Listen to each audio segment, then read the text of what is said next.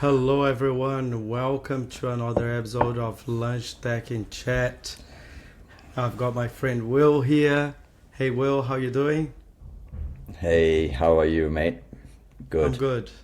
So we promised in the last episode that we were going to speak a little bit about the 95% fail on AI implementation that came out on that MIT paper by businesses. And we're going to Yep. talk a little bit about that and what we think about this. What does it mean? So let's explore that a little bit. So, Will, Yeah.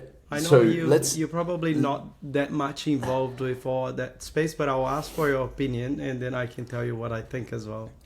Yeah. So my work with anything related to AI is more like from I guess from building User. things myself as a user. I'm actually a user of AI, build tools with AI, but I guess like probably here we'll piggyback a little bit more on your own experience.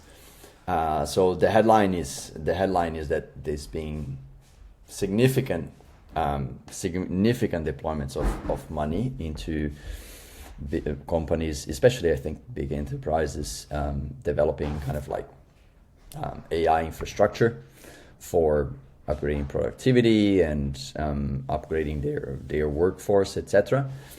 And 95% of those that have since GPT-3 kind of like came about, 95% of those have not necessarily succeeded in their implementations. They don't necessarily have had the expected return that was actually promised. So I think today we would like to explore with you, maybe also like from some of your own experience dealing more like with clients. And again, we are not trying to put any specific names for privacy of whatever of people that we actually work with, but more like I guess a little bit of like a framework. Why does it actually make some of those implementations fail or Yeah. not deliver the expected returns? What is it that like the headline that you kind of like that you've been So experiencing I from think first hand? I think there's different a lot of different ways of sort of unpeeling this onion. So, Mm. like you can peel this way, you can peel that way. So let's talk a little bit about that. So I think a lot of companies they took AI as a tech implementation, so like led by CIOs or the tech teams, and just as like it's another tool, let's turn it on and everyone will just use it. And now we've got all this time saving and productivity enhancements that we can just fire people. So I think there was a big narrative, and of course it needed to be because the big tech companies they were pouring billions of dollars on AI, so they needed to talk about AI. They needed to prove that AI was the new shiny thing, so people would Mm. embark in this journey, right? So Yep. when you started with those narratives, like big companies like Microsoft and Amazon and OpenAI and etc., Google saying, "Oh, we fired this number of people because of AI. We fired this number of people because of AI." That created this false expectation that if I go and turn my Microsoft Copilot on, tomorrow I can just fire a bunch of people because my teams are going to be a lot more proactive. Product productive and Yeah, so it's all about productivity and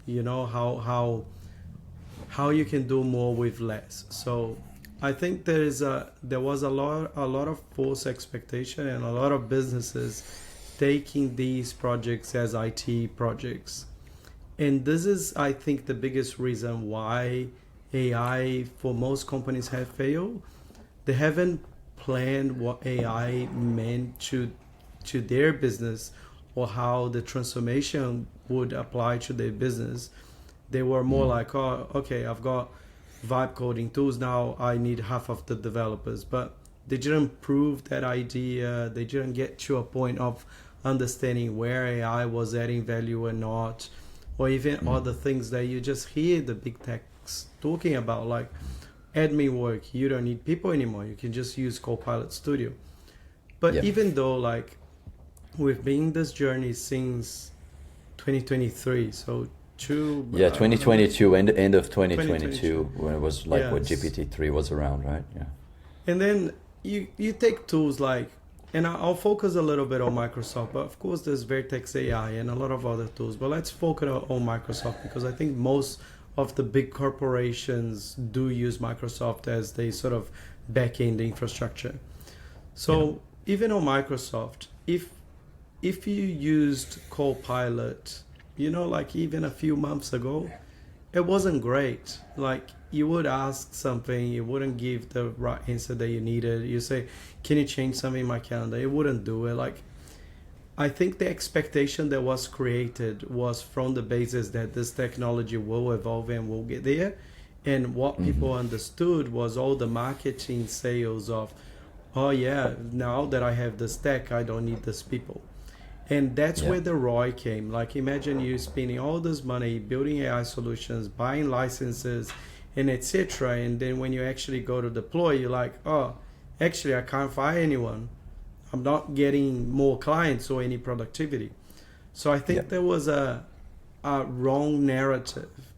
And then we looked at 5% of the companies are being really successful in the implementation of AI. So what are they doing differently? Yeah. And What's I think the story and the narrative on that one is, first of all, they took this as, as a new concept of something that their corporation could leverage on, not as a technological implementation, but as a business strategy implementation.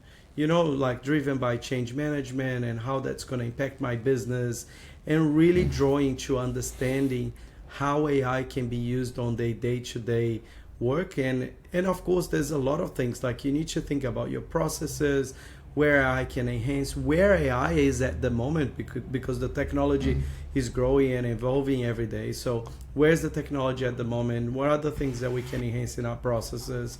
How is that going to change our business? How that's going to change our model? And really take this from a lenses of like a business strategy and change management more than a tech implementation. And I think that's the key. The key is really understanding. Of course, you need to understand the limitations and where the technology is, but it's not a tech implementation. It's a business change. It's a change management. It's driving people. Like when you talk about people, process, and technology, people and process are the most important things in AI. The technology is there. You can just pay to use it. But if you don't know how to use it, it's just like having a bike and not knowing how to ride a bike. Like with a bike, I'm going to be a lot faster to get to point A to point B. But if I don't know how to ride it, what's the point? And I think that's And the big failure. yeah. And do you think I guess maybe like from a hierarchical organization structure, do you think that the I guess the group that has been mostly failing and this is a question, like a legitimate question, is that actually the group that is being legitimately failing? Is it because necessarily is being maybe kind of like pushed on by, I guess, by CFOs, boards, etc., shareholders, etc., just saying like, hey, we're spending a lot on this capex infrastructure, because it's actually about kind of like there's some infrastructure implementations when you do at an enterprise level,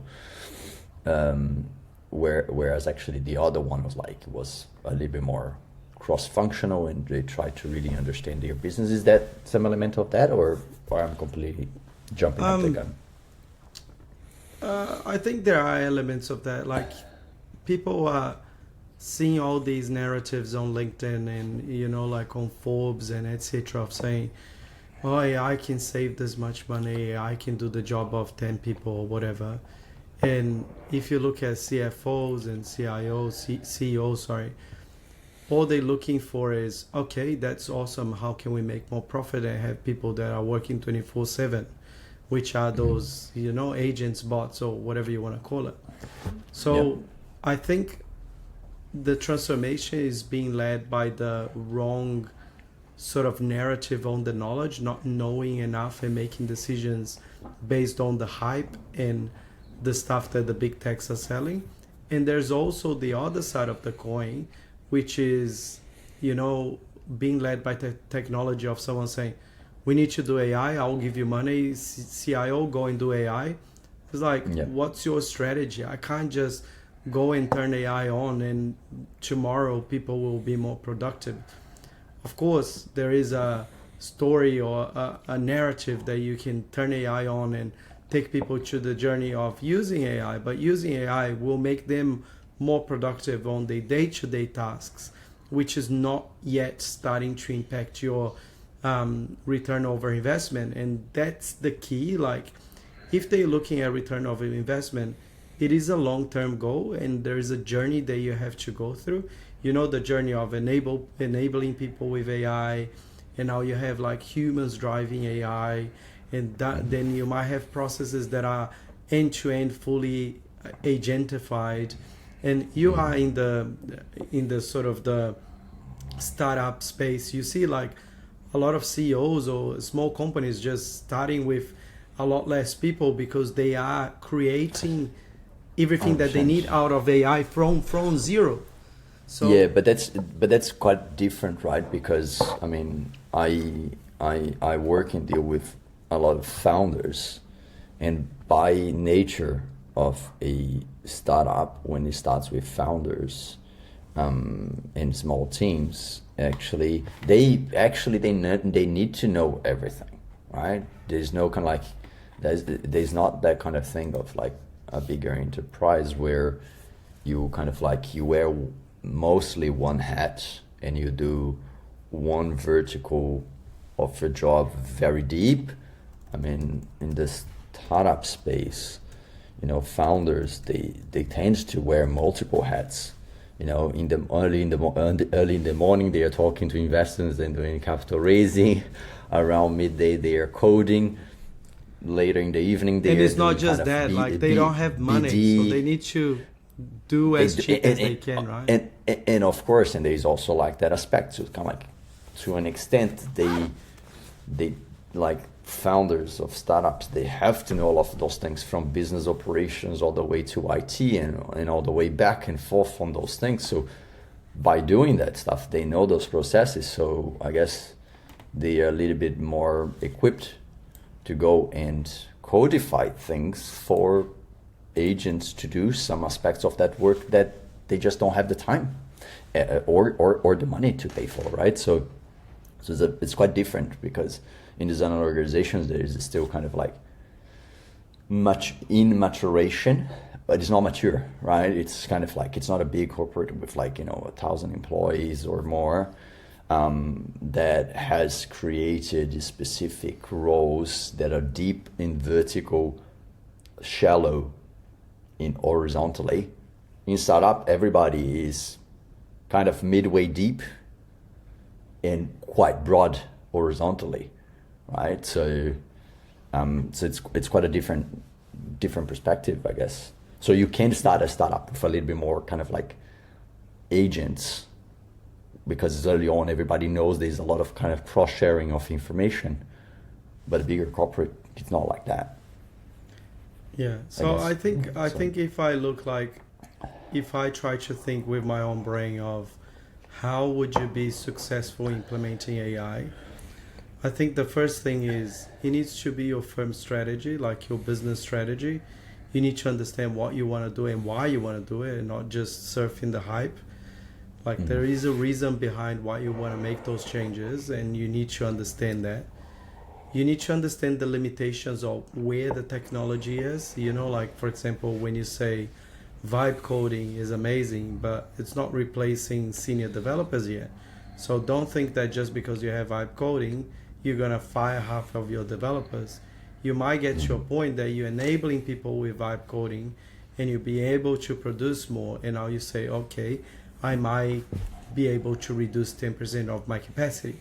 But it's not a turn on, fire half tomorrow. And people are getting that narrative quite wrongly.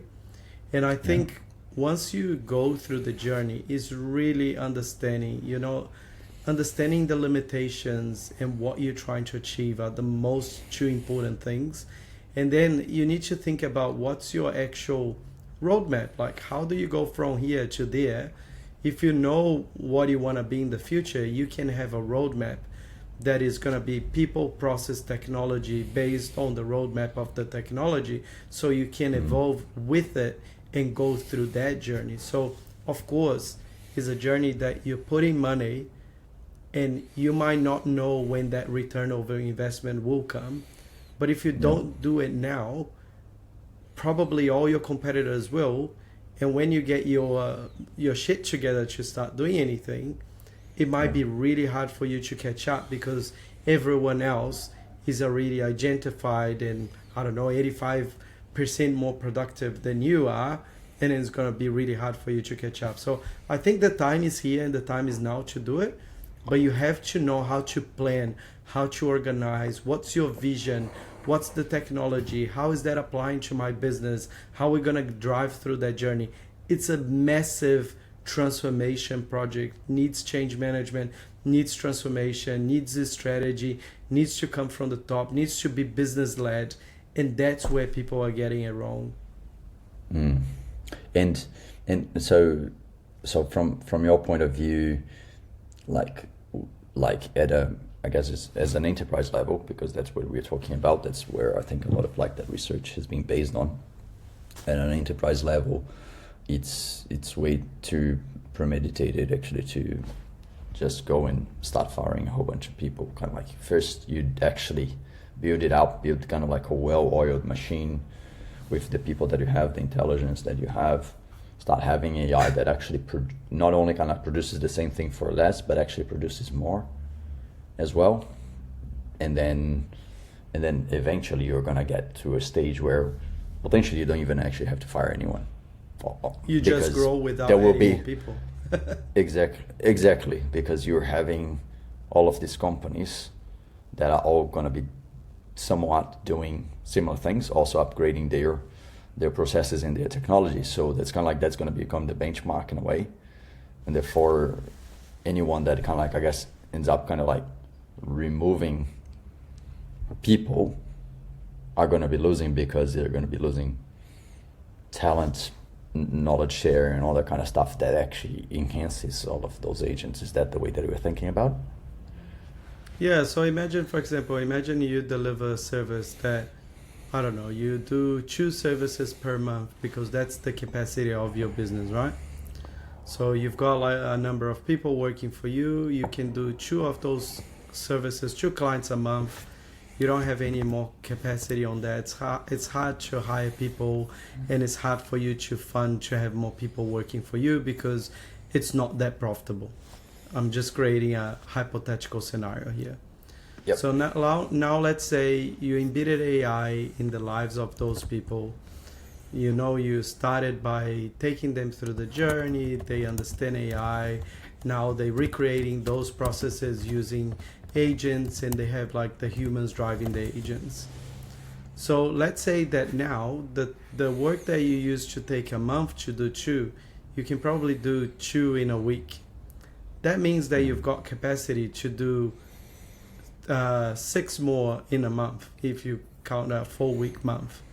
So if you can do 6 more with the same number of people, and there is demand, you've got the option to grow. You really took those people through the journey. They know how to operate AI, and then you go to the next level.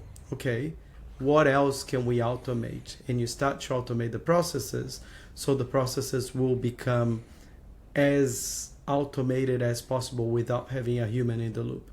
Once you do that, those people that have been through the journey, they so upskilled in this stuff that you can start to think about other services. Okay, can we start building that other they're services?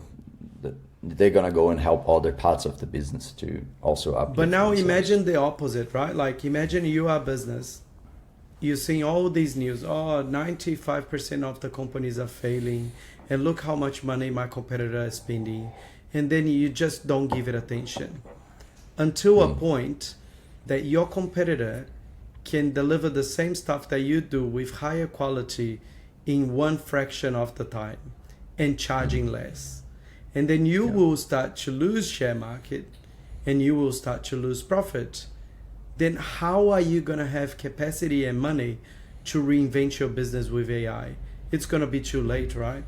And that's what I mean, is a chicken and egg thing. Like even if you don't have capacity and you don't have money, you need to find a way to fit AI as part of your transformation journey, because if you don't, you're probably gonna die. Yeah, yeah, that's not necessarily the most positive way actually of finishing off for today. We wanted to make a bit of like a shorter episode. If I could summarize that, it's about really thinking strategically where you are in your journey and Business led, not technology led. Yeah, and plan around based on what are your business goals or your business missions.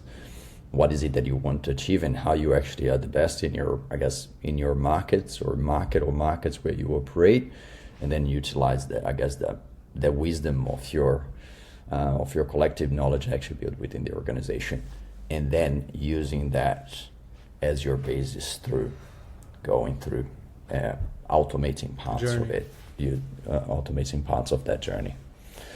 Awesome, Andre. I'll have to leave it there. Unfortunately I've got to jump off soon, but yeah, this has been great. I think we'll like for future episodes we will try to sometimes kind of like do a bit of like that sort of mix. Sometimes we're gonna go straight into deep down into a particular tech, a new framework that is being in the market. Sometimes we kind of like just pause a little bit, take our time to have a proper conversation around more like a societal and kind of like business impact of some of the technologies that we talk about all the time.